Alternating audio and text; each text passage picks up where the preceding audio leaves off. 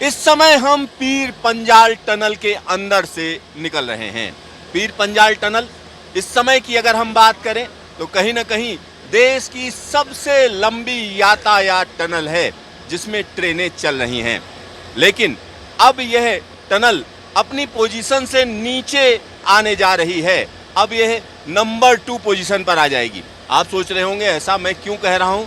ऐसा इसलिए कह रहा हूं क्योंकि बनिहाल से संगलदान के बीच का रेल मार्ग खुल रहा है और यह रेल मार्ग खुद प्रधानमंत्री नरेंद्र मोदी हरी झंडी ट्रेन को दिखाकर इसको खोल रहे हैं। और जब यह रास्ता खुल रहा है तो सीधी सी बात है, इसकी टनल्स कहीं ना कहीं देश की सबसे लंबी यातायात टनल हो गई हैं। क्यों? क्योंकि T50 की अगर हम बात करें तो 12.75 किलोमीटर लंबी टनल है और जिस टनल के अंदर हम मौजूद हैं, अगर हम इसकी बात करें, यह टनल 11.25 या 11 किलोमीटर से ज़्यादा लंबी टनल है। लेकिन जो टनल देश की सबसे लंबी टनल होने का दर्जा पा चुकी है, अगर हम उसकी बात करें तो कहीं ना कहीं वह टनल है 12.75 किलोमीटर लंबी।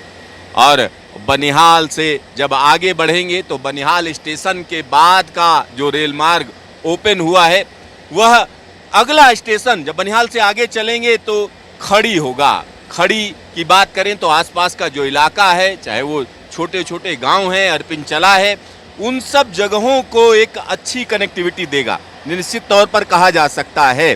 साथ ही साथ यहाँ पर एक और बड़ी बात मैं आपको बता दूं, खड़ी से जब आगे चलेंगे तो देश की सबसे लंबी यातायात टनल शुरू होगी, T50।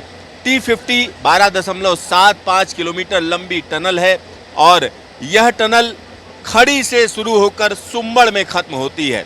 सुंबड़ की अगर हम बात करें तो सुंबड़ एक ऐसी जगह है जहां पर बर्फबारी भी होती है, साथ ही साथ वह इलाका दूर दराज का इलाका कहा जाता था। सुंबड़ से जब आगे चलेंगे तो संगलदान पड़ेगा और सुंबड़ संगलदान की अगर हम बात करें, खड़ी की बात करें तो यह जिला बदल जाता है, रामबन जिला हो जाता है। तो यहाँ अब कश्मीर घाटी से हम बाहर आ चुके हैं, क्योंकि पीर पंजाल टनल का सीधा सा मतलब है कि कश्मीर घाटी पीछे छूट चुकी है। लंबी टनल है और इस टनल की एक और खासियत है, जहां एक तरफ इसमें रेल मार्ग है यानी ब्रॉडगेज लाइन है, तो वहीं पास में एक और हिस्सा दिया गया है जिससे कहीं ना कहीं छोटे वाहन निकल सकते हैं। और इस टनल की अगर हम बात करें तो स्ट्रेटेजिक लिहाज से या रक्षा के हिसाब से अगर हम देखें, डिफेंस के लिहाज से देखें तो ये काफ़ी महत्वपूर्ण टनल मानी जाती है। इसके दोनों साइड में हमेशा सुरक्षा रखी जाती है और यहाँ पर एक जो सबसे बड़ी बात यह है कि इस टनल की जो सबसे बड़ी खूबी है कि ऑल वेदर कनेक्टिविटी है, यानी कोई भी मौसम हो, किसी भी तरीके की स्थिति हो, यह रास्ता हमेशा खुला रहता है। तो यह टनल हमने आपको पहले भी दिखाई है कि किस तरीके से इस टनल के अंदर यातायात होता है। अगर इसके अंदर की हम बात करें तो इसके अंदर जगह जगह CCTV लगे हुए हैं।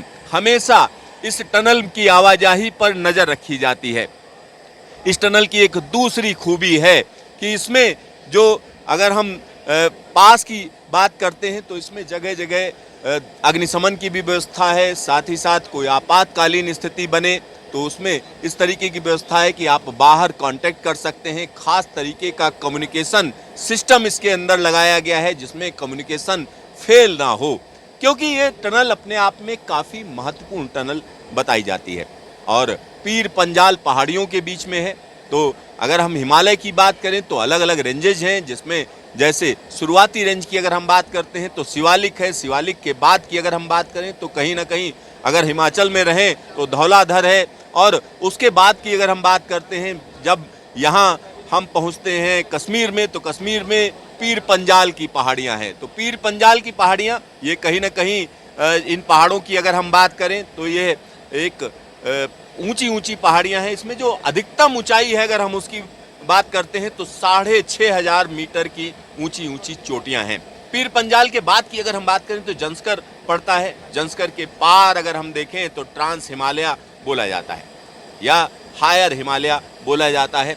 तो ट्रांस हिमालय की बात तो बाद में होगी, यहाँ पीर पंजाल की बात कर लेते हैं। तो पीर पंजाल आप उसकी एक सुरंग देख रहे हैं, एक अद्भुत सुरंग देख रहे हैं। साथ ही साथ यहाँ पर एक और बड़ी चीज है, इस पूरी टनल में जो हवा की आवाजाही है उसको लगातार मेंटेन किया जाता है, क्योंकि एक तरफ अगर हम देखें तो कश्मीर घाटी है, दूसरी तरफ अगर देखें तो बनिहाल है, और बनिहाल और कश्मीर घाटी को कनेक्ट करने वाली ये सुरंग जब इसकी शुरुआत हुई तो कहीं ना कहीं एक बड़ी सफलता कहा गया, क्योंकि 2013 में जब इसको शुरू किया गया तो इसको एक बड़ी सफलता कहा जाता है।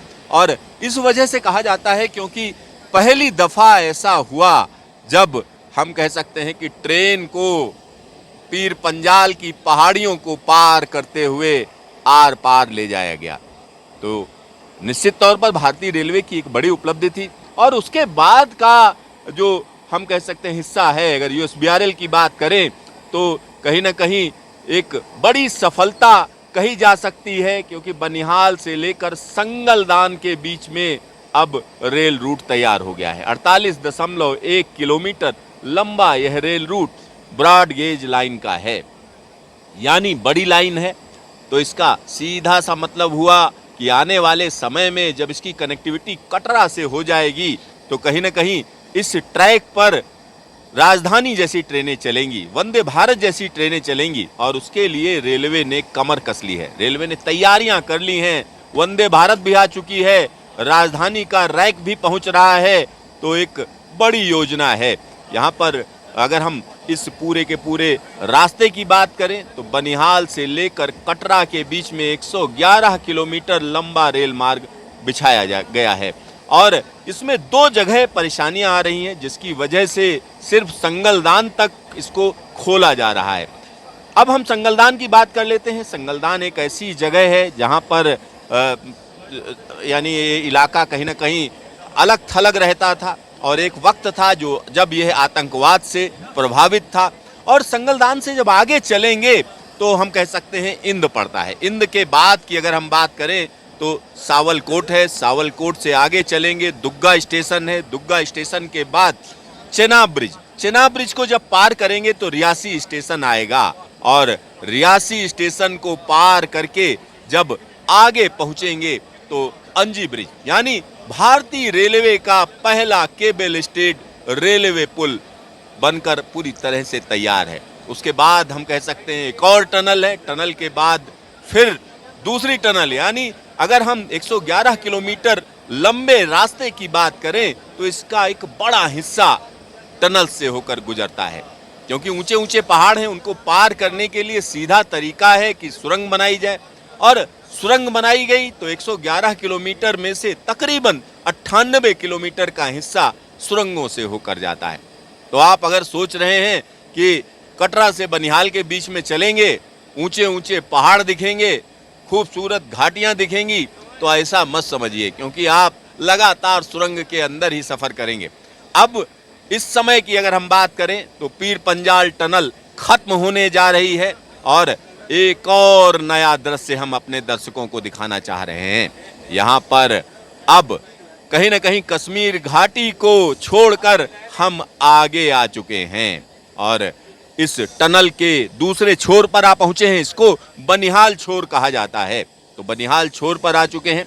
जैसा हम आपको बता रहे थे कि इस टनल के दोनों तरफ जबरदस्त सुरक्षा रखी जाती है, कोई भी व्यक्ति बगैर परमिशन के इसमें अंदर नहीं आ सकता है। तो हर जगह यहाँ पर पिकेट है, क्योंकि सुरक्षा के लिहाज से यह ट्रेन अपने आप में महत्वपूर्ण है। और यहाँ देखिए, कश्मीर घाटी का मौसम थोड़ा अलग था, और बनिहाल की स्थिति देखिए, आसमान से बूंदें बरस रही हैं, और पूरा मौसम एक अलग अंदाज में नजर आ रहा है।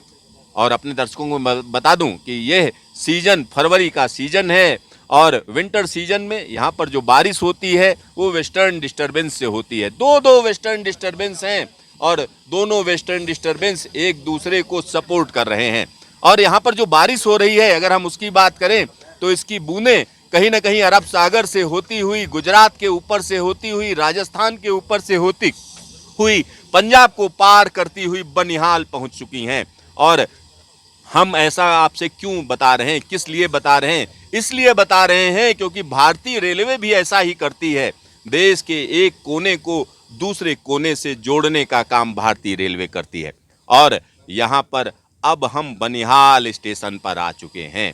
बनिहाल स्टेशन तक ट्रेनें पहले भी चलती थीं, लेकिन अब जो इतिहास लिखा गया है वो बनिहाल से आगे का इतिहास है। यानी बनिहाल से संगलदान के बीच में कहाँ क्या क्या हुआ है वो भी हम आपको दिखाएंगे, क्योंकि यहाँ पर अलग अलग सिस्टम्स की अगर हम बात करें तो उसमें भी अत्याधुनिक चीज़ें रखी गई हैं। साथ ही साथ पावर सप्लाई कहीं ना कहीं एक महत्वपूर्ण रोल अदा करती है, क्योंकि कश्मीर घाटी को भी पूरी तरीके से इलेक्ट्रीफाइड रूट दिया गया है, लेकिन बनिहाल से आगे की जो तैयारी थी वो पूरी तरह से इलेक्ट्रीफाइड रूट की थी। तो यहाँ बनिहाल आ पहुँचे हैं हम। और इसके बाद की अगर हम बात करेंगे तो आपको हम बता दें, बनिहाल से जैसे ही आगे बढ़ते हैं तो नया नया रेलवे ट्रैक दिखेगा। बनिहाल के तुरंत बाद फिर से सुरंग, यानी सुरंग के अंदर आप जाएंगे, फिर पुल पड़ेगा, फिर टनल, तो टनल और सुरंग का एक नया सफ़र हम आपको दिखाएंगे, आपको हम बताएंगे कि आखिरकार यह महत्वपूर्ण क्यों है। कैमरामैन शकील अहमद के साथ सिद्धार्थ, न्यूज स्टेशन बनिहाल।